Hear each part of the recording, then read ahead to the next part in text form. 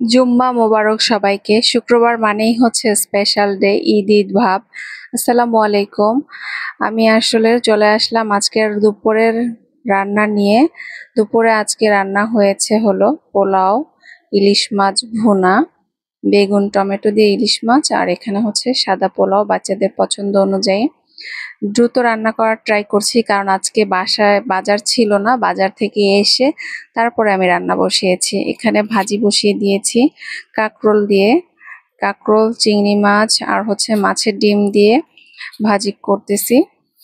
তারপরে হলো আপনার পাশের চুলায় প্রেসার কুকারে গরুর মাংস বসিয়ে দিয়েছি কারণ আমি অলরেডি দেরি করে ফেলেছি। আমি 12টার দিকে রান্না বসিয়েছি। 12টার সময় হচ্ছে আমি বাজার থেকে এসেছি। বাজারে যাওয়ার কারণে একটু লেট হয়ে গেছে বেশি, কারণ শুক্রবারে বাজারে ভালো মাছ মাংস পাওয়া যায়।